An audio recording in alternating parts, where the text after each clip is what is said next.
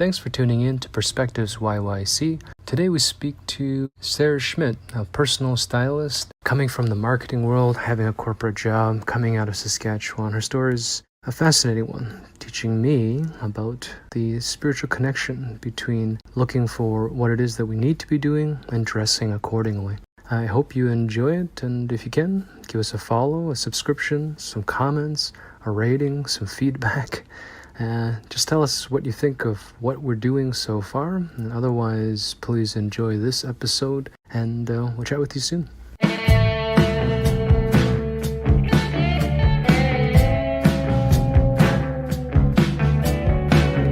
Cold out, you take my coat.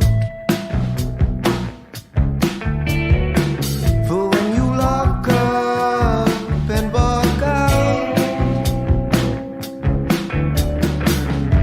I found sweet solace in your face. I found sweet solace in your place. Awful mean things to Kyle and Matt all the time. Like I try to say nice things too, but I think I've told them each to fuck off in jest every time I meet them. Can you elaborate on why asshole now and not previously? Oh, no, I was were you an like a asshole always. super nice guy No. previous to this? I was previous to this. I was just an asshole. We're recording all this. It was great. So today I've got Sarah with me. What I normally like to do is ask how we met, so that we can get some context of why we're here. So how did we meet? Oh, I know now. The internet. We Yeah. love the internet, Instagram specifically. Doing my usual cruising through the feeds, and I came across an open call for Perspectives. So then I was like, what's Perspectives? I looked into that and saw that it was a magazine for artists to showcase what's going on here. So then I clicked into it, and then I think I just DM'd you. And you were like, yeah, let's meet for coffee at, where's your office again? Yeah, Phil and Sebby's. Yeah. Phil and Sebastian's in Mission. Yeah. My home. So we met for coffee, and then as soon as I got there, I don't know, a few days, a week later, whatever that was, I recognized Helen was sitting there. And I just met Helen not too long before that at a talk about sustainability and fashion. She was on a panel. So then I thought that was kind of funny. I was like, oh, hi, Helen. I said, oh, I'm meeting somebody, but I'd like to chat. And she's like, you're meeting David. I'm like, oh, okay. So it was like a nice little bonus. I feel like that first meeting you spent more time talking to Helen than to me. No, that's not true. But at the beginning, you guys really vibed, and I thought that was really funny too. You came in, and Helen's like, I know that woman. And you're like, hi. And she's like, you're meeting her? Yeah. Yeah. Okay. The open call, you did respond, and you Yeah. wrote me an article. And it's in issue 2. It is. Yeah. Yeah. So I think what we did is we sat down and we talked about a lot of things. But some of the things we're talking about, what I saw or what I thought might be interesting from a visual standpoint in the fashion scene. And then we had jammed on a couple different ideas, and I don't know how it came about it, but I think I told you that story about when I was a little kid. I always really loved dress up, but I loved dress up watching other people dress up. And in this particular story, it was my grandparents when they would go out for their Saturday night dance at Crooked Lake in Saskatchewan. I don't actually know for how long they did that, but because you're a kid and your memories, they're just there, I suppose, when you're little. I don't know when, I don't have like a before memories or after memories, but that started very young in my brain, and it's just seared in there for sure. I love that article. I loved all of it. I mean, you know what's crazy is, not crazy, you know what's interesting is, you came out, you're a personal stylist, used to work in advertising, etc. But the story is, at least what I vibe with is, your grandparents taking that time to just be together, to dress up, to do something cool, to enjoy themselves. And that by you witnessing it, it seems to have influenced your decision ultimately to take this pursuit and to be interested in the same kind of thing. I think it's beautiful. I don't know. That's my take on it. That's so nice. It's when I finally decided to do styling kind of full time. It was, have you seen that commercial, like, should have had a V8? Was it like, should have had a V8? When I decided that perhaps I should pursue a consultancy in fashion and styling. I'm like, So, so they could go somewhere.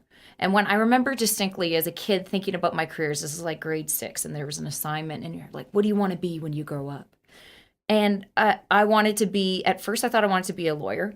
And then I wanted to be a veterinarian. And then the veterinarian, once I realized that animals pass away, hard pass, couldn't do that. So then I went back to lawyer. And when I dug into it, I just liked the suits. I liked what they wore in the courtroom. Yeah. And like that was like pre-Ally McBeal. So then when those shows came up, I was like, oh. And then I realized you had to be a certain type of person to be a lawyer. So it was always about the clothes. And then I grew up in a house. My mom worked out of the home, and she's a seamstress. So she was always fixing people's clothes. And depending on the client, sometimes I could sneak in and watch. It was always there, but it wasn't as clear as until, I had my V8. Let's talk about, the two things in my mind are immediately, one is, this influence of how your family is always around the idea of fashion, clothing, appearance and apparel.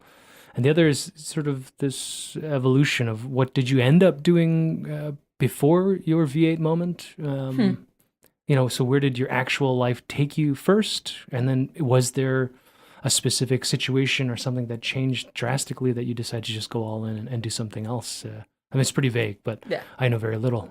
So maybe that's funny. I think my family, all of it, all sides of it. I come from a huge farming family in Saskatchewan. They would laugh if we were known for like looking a certain way, but because we don't. They're very hardworking people, but they care more about family and surrounding themselves with each other than, ever putting on like clothing or something like that. Clothing for them is mostly a necessity. So I think because of that, when they would dress up and I'd see how they would carry themselves, whether it was like for a family wedding, even like a funeral or going dancing Saturday night, that's when I was like, oh. So then how did I get here? Oh my. So the short-ish story was I knew I wanted to go to university, and I had the total luxury in that my parents had no money for me to go away to school, and they didn't go to school themselves. Really, it was me and my cousins and siblings. That was kind of the first generation for going away to school, any kind of school, post-high school. So I had the luxury of just doing whatever because my parents, they didn't have the money to help me out. But they encouraged me to do whatever I wanted. So I had zero pressure, which was a gift in some things because I did it for me and I did it for myself and I put myself through school. And at the other side, sometimes I think, well, maybe I would have got here sooner if they would have zhuzhed me along, but how could you ever know? So I knew I wanted to go to school, but no idea what I wanted to do. So like I didn't make much progress since grade 6, jumping around based on what had the best outfits. But I settled on wanting to study business. So I came to Haskayne School of Business. And the reason I chose business is I thought, okay, if I study something like marketing, where you can get to know how to sell things to people or what people want and how to communicate to them, I'm going to learn something. And then hopefully along the way, it's going to, pique my interest in something else. And then I'll do that. So it was kind of like a gateway. So then have you ever seen the movie, even though Mel Gibson, what a terrible, terrible human, What Women Want? Yep. When he actually can hear women and he's putting on the pantyhose and trying all the products because he actually has the female experience. I love that scene that he actually could look into it. And that's the last time he's considered another human in his entire life. But, and then the other movie was How to Lose a Guy in 10 Days. Yep. You know how they're kind of like in the advertising agency? And they're trying to sell diamonds, right? So like the frost yourself thing. Oh, Matthew McConaughey? Matthew McConaughey and a couple other... what's her name? Kate Hudson? Character actors. They're trying to figure out how they're going to win this pitch. Not that I watch romantic comedies. I'm too cool for that. No, I know all of them. No. Okay, good. Yeah. But there was that scene where they were trying to figure out what would motivate the client and what's the actual need, or when it is that like this luxury good, obviously diamonds. It's such a luxury out of this world thing. How do you resonate with that? So that's how I picked advertising. So the goal was get myself through school, get myself into an agency, any agency that would hire me, and just start. And then I figured by exposing myself to a bunch of different clients and industries and businesses, there would be something that interests me. So I did that. I got my start, which was fantastic. Here in Calgary or? Here. Okay. Here in Calgary. So I worked for a couple different agencies and had incredible experiences. I just kept saying I wanted to do more, and they just kept letting me, which was crazy considering how young and inexperienced I was. But so thankful. It was so foundational for me. I wouldn't take those years back for anything. And then there came a point where I looked around the room and I couldn't see my future anymore. So that was the first time in about almost 10 years after I decided to go away to university and work that I didn't see my future. So I let myself go. So I walked away and took a little bit of time and then landed in the nonprofit world because I'd never done that. I'd been on the agency side where you serve a bunch of different clients, whatever their business was, but I had never represented one client and all their marketing needs. So I did that for a while. And then the oil and gas industry hit bottom again. So the trickle-down effect is about 12 to 18 months. And it hit. And obviously, marketing departments are one of the first to go in businesses. So I was let go. So then that was my kind of, hey, you're doing this full time now. I had been incorporated and I had set it up, but I'd been doing it mostly on the side. Sorry, this is the fashion side already? Yeah, I've been doing my fashion consultancy on the side for a little bit. But then when I was let go, I decided, hey, I'm probably never going to have this chance to do this in my life in this particular set of circumstances. I have a super supportive partner. We don't have children. So I had time and a little bit of a security blanket. And I know, like most entrepreneurs, they don't even have that. So I feel so incredibly fortunate. I'm still scared every day. It's just one less thing, one less challenge that I'm just so fortunate to have. So that's the long-winded thing. Saskatchewan, university, advertising, styling part-time to styling full-time. So if we jump back a little bit, Sure. What is a styling consultancy, and what are you doing part-time while you're doing marketing? The one sort of outside thought I have a good friend in Toronto who now I think is politics, but when he graduated, whatever, his second or third degree, he joined a marketing company in Toronto, and he said it was insane. Like, it's just high energy, long hours, crazy, like deadlines. Like, you know, the money's there, but it's just this crazy year before he ended up in government. But what is that the same in Calgary? Like, what are you doing part-time? Like, what is your sort of day-to-day that you're able to do something else and then kind of flip over there? For my experience, I was at a small firm, locally owned, and I thought it was so fast paced. But like, keep in mind, I was like 22 when I started, and I wanted to sponge as much as I could. Like, I didn't even want to reflect on the experiences because I just needed to gather them, like typical millennial me. Like, I just wanted to be exposed to as many different things. And then at some point realize that later I would look back and go, okay, what was that for me personally? So I wanted the long hours. I worked like the 60, 70-hour work weeks. I was one of the first ones there, last ones to go. If somebody had to stay because of a client project that I was a part of, I would stay. So part of that was just being a good human. I didn't want to leave like a graphic designer while they were working on something that I needed to send out. That just didn't feel good to me. And like, I really liked it. I did. My family, like I said, it comes from an agricultural background. So I have richness, so much richness there. But because they focused their lives and generations before that on that, I didn't know really anything about the professional community, especially not Calgary. So I was just so curious and wanted to try. And then where did I find the time? Once I kind of had my moment of clarity, it just came over me that I just did it. So I did it on my lunch hours. I would do it every evening, all weekend. I would figure it out. And lucky for me, clients oftentimes can only go evenings and weekends because they too are working. So in terms of client time, that was fine. And my development time, I just did it in my spare time. Like, maybe we could focus on the idea of like, what is it? Like, what is it that you're doing? Yeah. Like, what is fashion consultancy? What are you doing? Sure. I'm not sure because I know we'll get to it because I'm curious about your whole thing because I've heard a little bit about it, but want to chat more about it. But I just think that life is just so short. We get such few moments. I want people to feel good and I want them to look fabulous. So your version of that's going to be different than mine. What I can bring to the table is I spend a lot of time figuring out who the person is. So that way we can figure out a style that actually reflects them. So even though, the magazines or the listicles say you should have these 5 pieces, maybe not. Depends who you are. And are you going to be fully expressed in those pieces? So some people love a blazer. Most people hate them. Right. And some people want to wear jeans and other people don't want to wear them at all. I think the difference for me is that I find clothes that make you feel good, that fit you, not just your body type and your coloring and your profession to make sure that it's accurate for the tone of work that you do or how you want to put yourself out there, but you feel good in them, because there's no point in putting something on and then be futzing with it all day and that occupying your mind and your space and you walking around feeling uncomfortable. That's just so sad and such a wasted opportunity.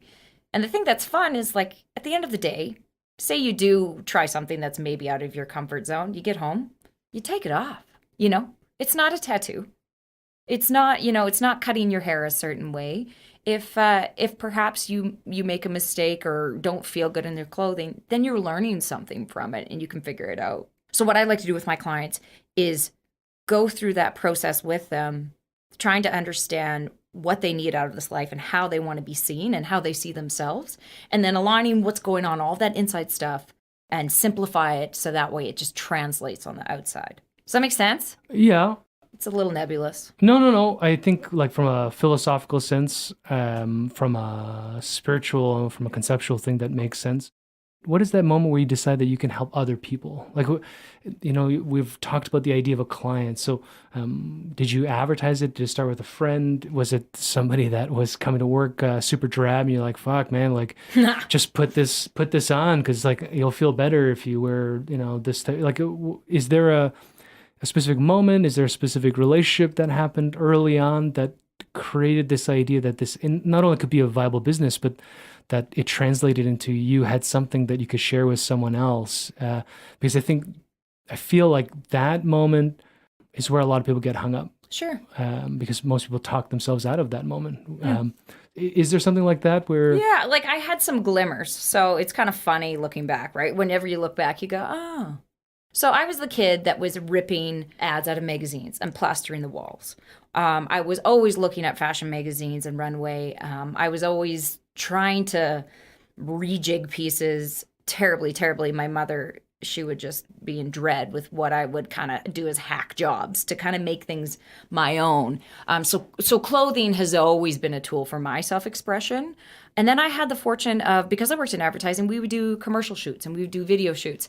And oftentimes there would be budget to hire a costume person. So I knew that there was a job for that. I knew it was challenging because, you get to chatting with people on set in the different departments. So I knew that there was a role there. And I certainly knew from, gossip magazines and celebrity culture that there was a role for a celebrity stylist.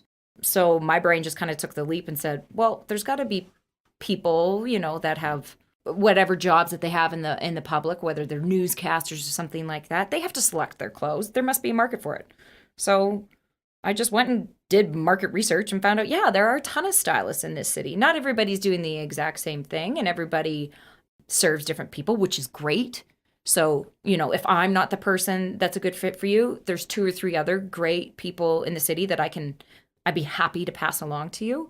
So quickly, I realized that it was a thing, like that thing existed out there. And then it was, do I have the ovaries to do this? Can I just try it? Because I love the expression. I don't even know who said it. I always used to say it to, like, my friends when they were trying to figure out if they should ask somebody out. I said, well, wouldn't you rather have that person say no to you than you say no to you and not know? I would rather have the world say no to me than me say no to me. I just kind of foolishly did it. And because I, started as a consultancy and at the time I was working, there was very little pressure outside of the pressure I put on myself.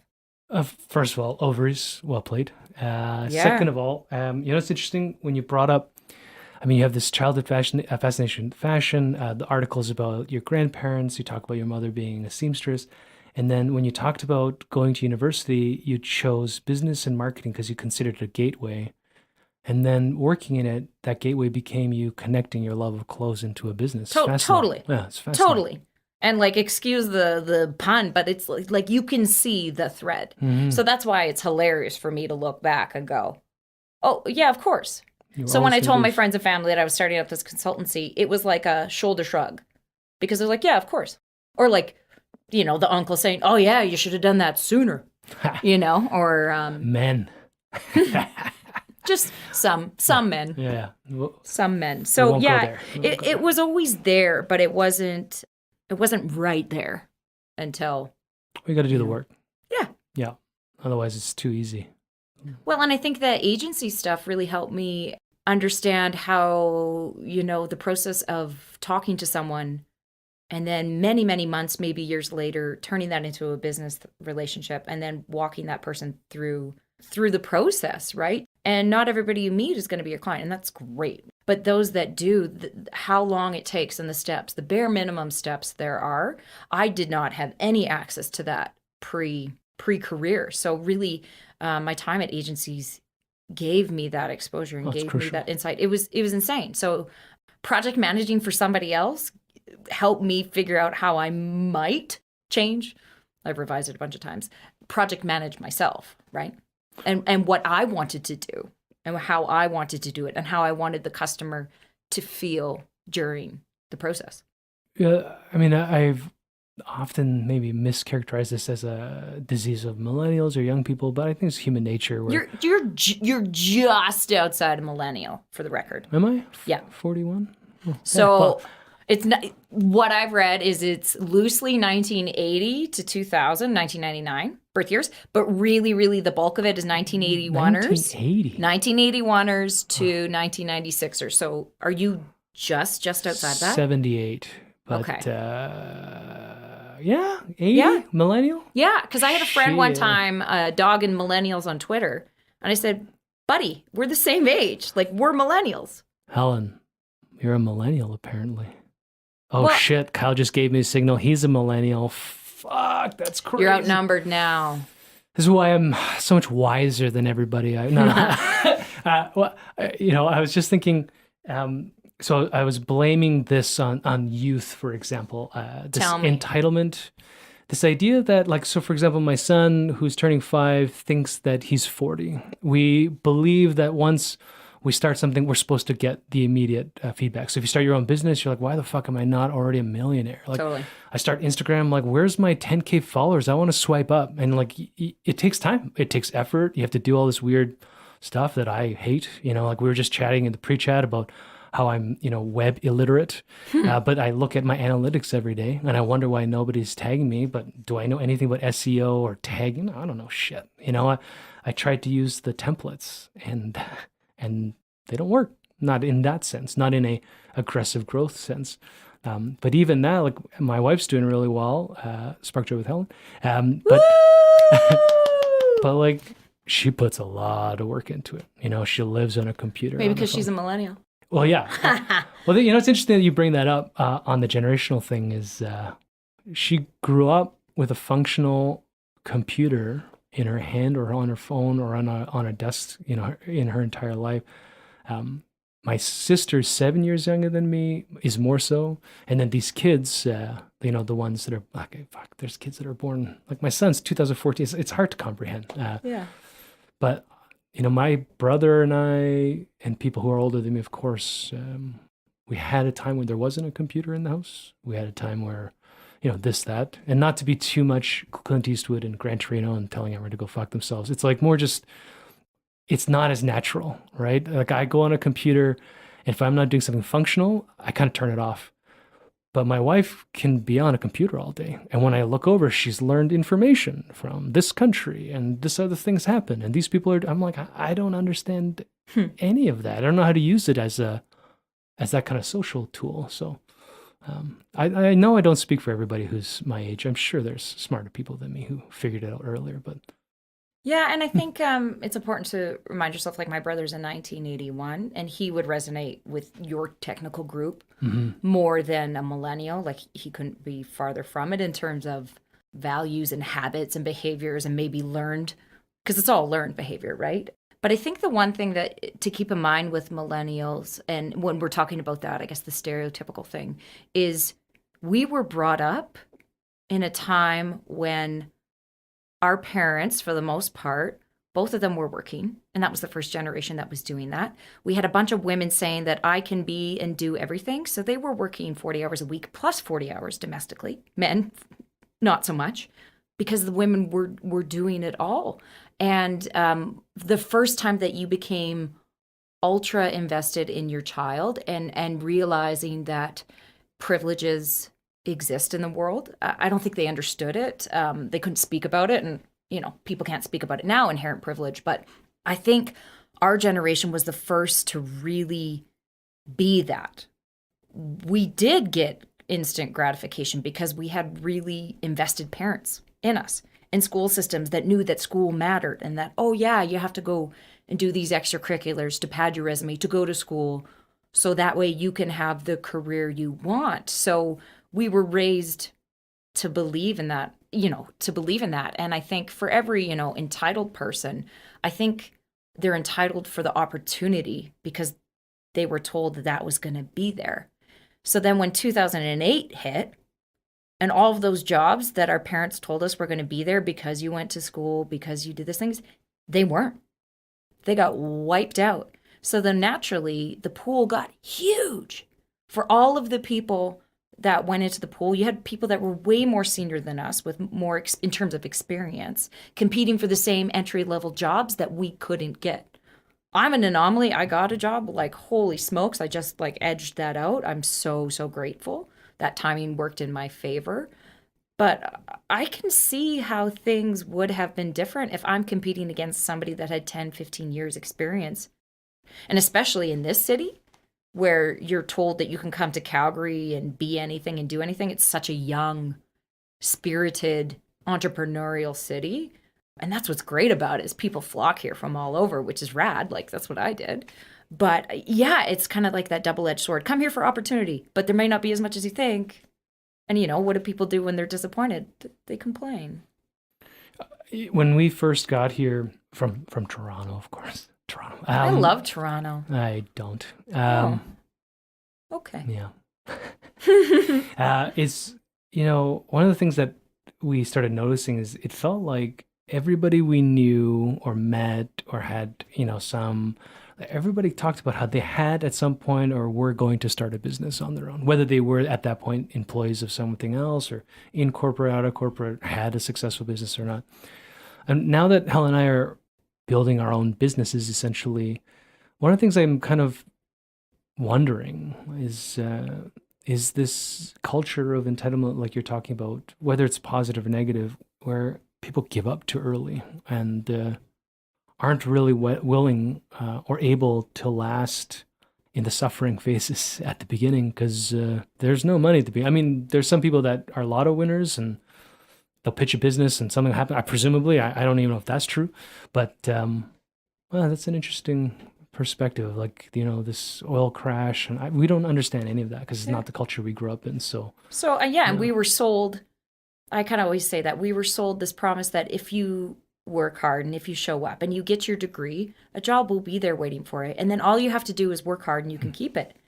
And then of course that didn't happen. Meanwhile, our parents are breaking up. They're gaining weight. They're miserable. So this whole life that they sold us is kind of looking a little jaded now that we're adults and we realize, oh, they were just doing their best. They were really just trying, but turns out they're human too. So I think kind of the bubble of stylized family life, that whole idea kind of got blown up. Yeah. Career longevity and trajectory, that whole idea got blown up.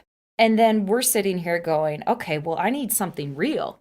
So I need experiences, or I want to feel good for me. So that's why there's the self-care. That's why I think people are really invested in expressing who they are as an individual, or trying to get there at least, which I'm on board with. That's my work. I want people to be fully expressed. But I think there's reasons why that happened. We grew up with the Enron scandals, and we grew up with governments being distrustworthy. So our whole kind of thing is jaded. I don't want to say jaded, but we had to start thinking about things a little bit more critically than we ever had, because the people that were supposed to be trustworthy in some cases weren't. So it kind of cracked a whole veneer in this whole stylized, idealized life. I'd go jaded and say, all authority figures are corrupt. But what about, would you say that to your son about yourself? Yeah, I'm not dishonest with him about where I come from and even when he gets older and he asks me all this stuff, have you ever drank, have you ever done drugs, have you ever done this, have you ever lied? Of course I have. I've done all those things. Yeah. I went to lunch with my producer Kyle Marshall, and he's smiling. Hey, Kyle. And he brought up an interesting concept, which is, I think he said he heard on I'm going to attribute it to Kyle because he's a genius, is this idea that maybe the concept of counterculture now is actually being nice and being developer and having character. That movement away from the 90s era of these ultra billion and trillionaires, and then all of a sudden it turns out they're all doing awful things to other people or taking advantage of this or that or dumping shit in the seas or whatever it is. Everybody's done something wrong. And now it feels like a lot of, whether it's just kids, but like everybody is it's cooler to hug people. It's cooler to tell people you love them. With permission. With permission. Expressed consent. Not the patriarchal hugging, but, like kind of wanting to help each other and support each other to find spiritual meaning in their existence. And as I express it, be anti-capitalist and proto-socialist and like try to find a way to exist that doesn't derivate from profitability and income. But, as Kyle eloquently put it, maybe I'm the Sid Vicious of our era. This is why you need a mic. He's laughing. It's fucking cool. Yeah. Yeah, I don't know, because you bring up a lot of these same themes where... Yeah, and I think for me, if I can just jump in, all of that's true, but I see it as such positives. Mm-hmm. So like in my world, I have the luxury of dressing a doctor one day. I get to work with somebody who's just retired and getting rid of their clothes. Working with people after they've had their babies and said, okay, who am I now that I am still me, but I'm a mother and what do I want to look? And then, a gentleman that says, I want to look good at work. I need to kind of fit into this specific zone because I'm kind of mid-career. I can't look too ostentatious, but I don't want to look like a schmuck either. So while clothing can seem exceptionally vain and, super materialistic, and there are a lot of truths that the industry really needs to look at, whether that's their environmental impact, the rate of consumerism, all of that. But I think how I wrap my head around it, or the joy that I get out of my work, is when it's working for somebody, it's right. Like, it's just the thing. And that's what it's all about to me. So what it is for you is going to be different than what it is for somebody else. And you're going to feel it. You're going to love it. And then you're going to go out into the world and live it. You're going to have that confidence. So your values can be expressed by making different consumer choices. And keeping in mind, like, not buying is a choice and buying is a choice, and how you do that. Those are all choices. Throwing your hands up and saying clothes don't matter, that is a choice. That is an expression. So I just want to make sure that that's aligned with who you really are as a person, right? I was going to say I have two thoughts on it, but I think they're going to end up being the same question. So the one idea is the philosophical idea of the value of appearance. But the other one was about the process in which you take your clients through to find, a theme or an outfit. But I suspect those are the same things, two sides of the same coin. So I don't know if there's a direction that maybe works better for you. I mean, would you rather kind of start off with talking about, let's say, I hire you or Kyle hires you. So the process you might take specifically with a client, or, philosophically, the value of any of this appearance stuff in general, whether it plays into ego, self-confidence, or if it's a cultural thing, if there's a gender thing, if whatever it is, sexuality, it's all of those of things. Course. It's all of those things. So it's all of those things. And it's like it's challenging to navigate because the opposite side of the awesomeness of having all of these choices. So obviously, someone like you, I think you've expressed that you're a uniform dresser. That's how we'd call it. So you have same types of shirts, one pair of jeans, couple pair of jeans, One jean. one pair of jeans. So for you, you get up and you wear the same outfit every single day. So that's something that we would call uniform dressing. Whereas if I can, your partner, of course, she does work with the KonMari method. So I would assume that her thing would kind of be more capsule, a very, very specific, small amount of pieces that work. And then the choices that you make as parents for your child align with that too. Like, I'm sure you guys meet somewhere in the middle, or maybe you're a little bit more YOLO about it because he's a child. You know? I think you're right in intent. So I'm not going to disagree with you in principle or your ability to read it. It's just Emerson's a prima donna, so we do try a capsule, like, with Alan in charge of a lot But of he's that stuff. growing. But yeah, he grows. a growing and little then, critter. And then he's got opinions about, Sure. how he feels one day and what he's going to wear in the other day. So he's not like his papa at all in that sense. He cares a lot. So then maybe he's finding a way to express himself through Yes. his clothing Yes, choices that's and right. through his vanity, call it, choices. And for me, it doesn't have to be, it's not a bad thing if it's genuine. So in the same way that you being like super gussied up and slicked out, that would be disingenuous. Maybe not letting your little boy figure out what he likes and what he doesn't like and putting him in this uniform or something, that would feel limiting too. Yeah, there's a tension there too. Yeah. So because of that, because we have all of these choices, and we're just talking clothes, when you still have your jobs, you have to feed your family, you're trying to like see your extended family, have a social life, probably be connected with your partner romantically. There's a lot going on. So to get somebody to the point of where they want to be more conscious about their clothing, to even just take a minute and go, oh, I can be more deliberate about this. That's when I'm interested in working with somebody, because no different than, maybe wanting to get in shape or something. You might have a trigger moment, whether that's, a blood pressure test or something, or perhaps somebody in your family that you're genetically disposed to. It kind of has your moment. I think that there's a moment for people that realize, oh, clothing is a tool. Clothing is a tool for me, and I'd really like to sharpen my skills on doing that. So that's when I can really help, is come in, learn about what you do in the day, what do you do in the evenings, what do you do for play, what does your month, week, days, year look like, what are you going to have in those days, and things like honesty, like, do you have a specified amount of space in your home for your clothes? Do you want to keep that defined? Do you have a budget for your clothes?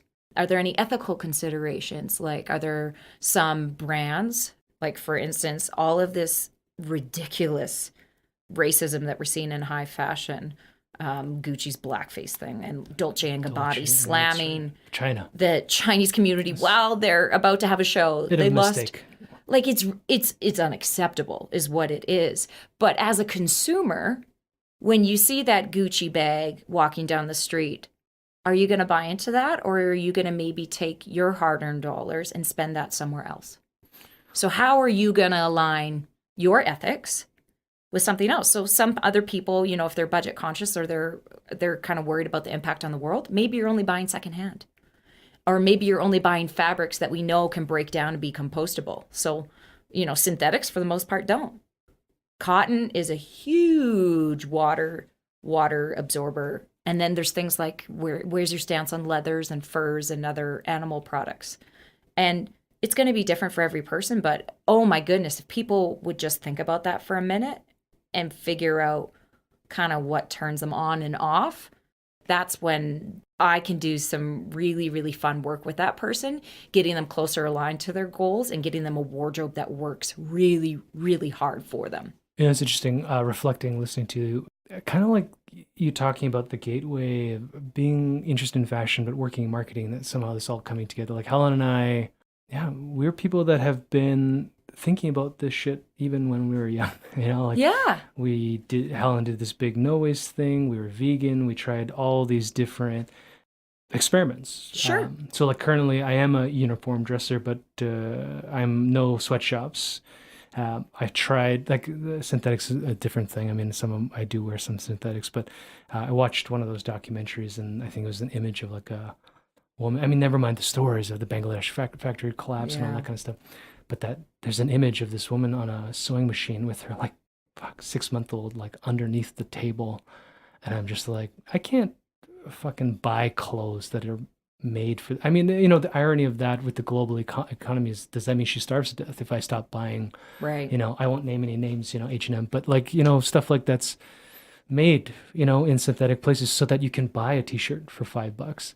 I don't know, like, the true economic scale, but at least for my part, the shirts typically have come from Jericho, who allegedly makes their stuff in Toronto, and Levi's apparently has been certified, et cetera, et cetera. Mech only buys this, but we did stuff like when we were vegan, synthetic boots and stuff, but they kind of sucked, so we went back to leather. And like we've played with that, but we have been people that have always spent a lot of mental energy thinking about those things. That's wonderful. Well, that's interesting. In the same way that you would think about that, now we have got such high, like, food awareness, right? Like, Yes. what are you putting in your body? And some of those similar choices, they don't have to be the same as your neighbors.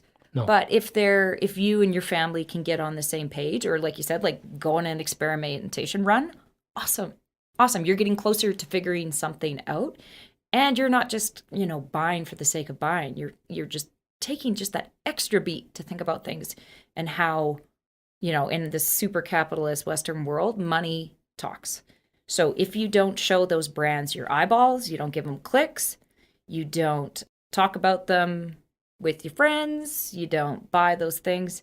And the biggest thing is don't buy. Don't buy. Stop it with your money. That's great, because you know what that does? That gives you money to invest in companies that you really, really believe in, right? Like, Levi's jeans have been around for 120 years. There's such a beautiful story there that you can actually trace back. Or if you're buying from somebody local artisan, you know that they're actually making that good. So you're helping out somebody right here in Calgary, and you know the story behind it. I think that's really powerful. I think that's really special that you guys are doing that.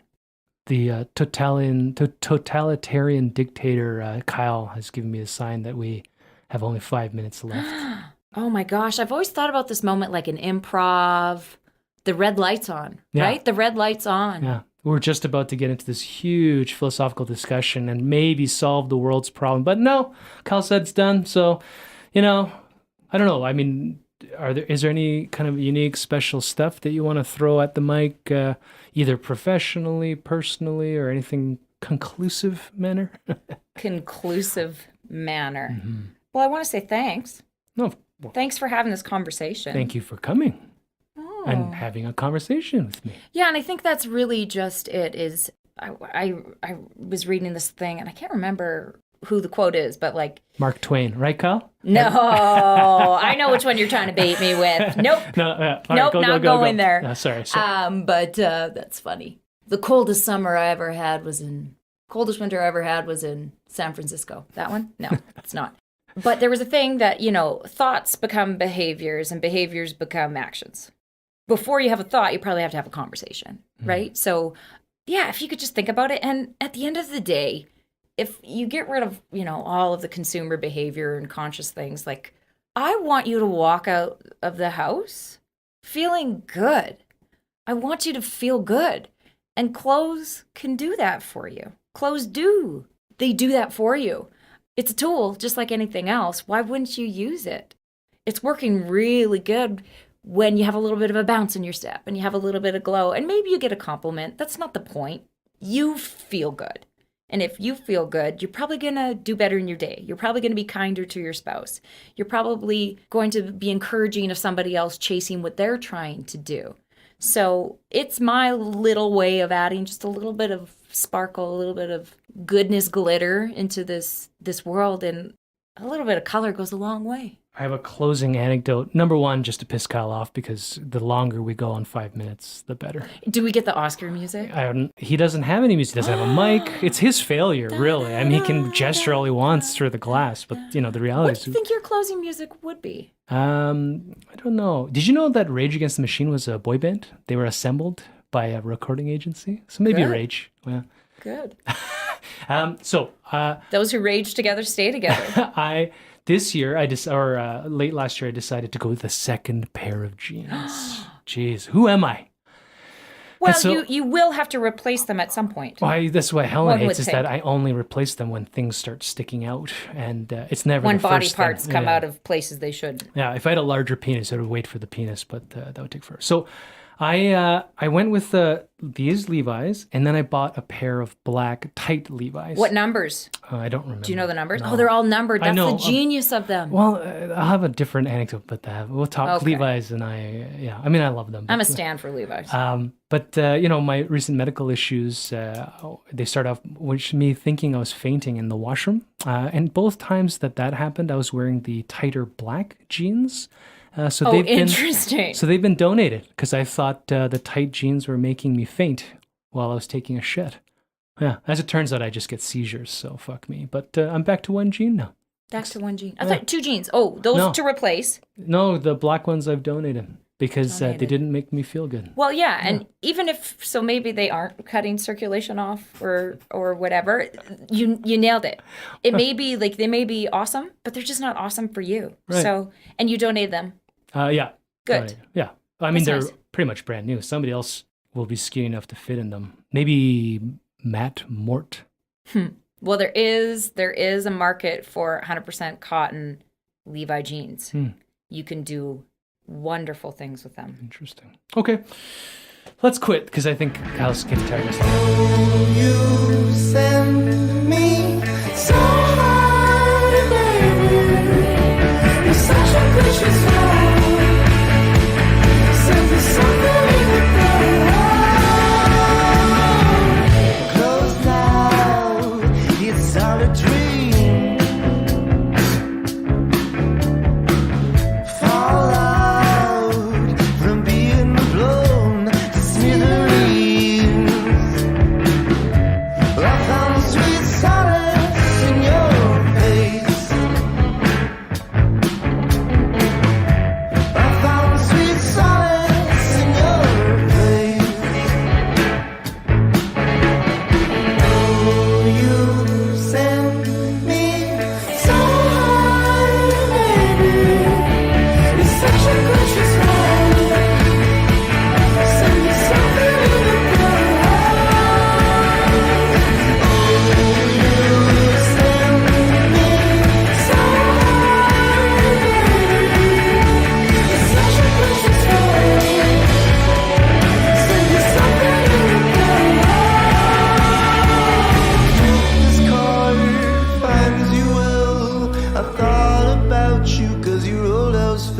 it's a Chinese market now.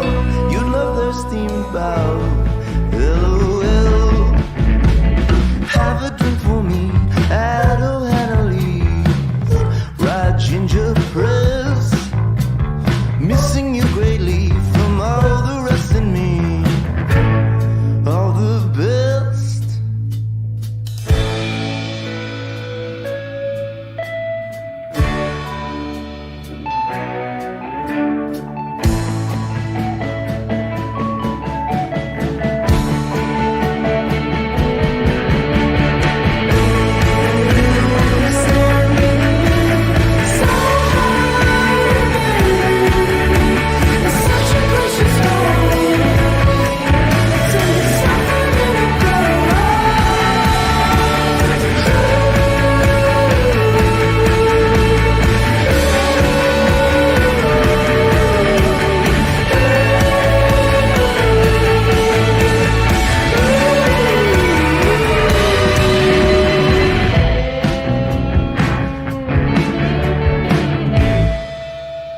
Here at Media Lab YYC, we help you share your stories with the public, video, audio, business, personal. Let us help you take your idea to the finish line.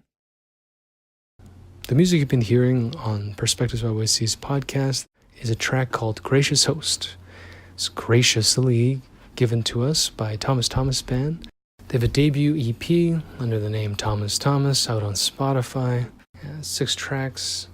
Great listening, local talent. Check them out. Give them a play. Give them a subscribe. Give me your support. Thank you, Thomas Thomas, for setting the tone for this year's Perspectives YYC podcast.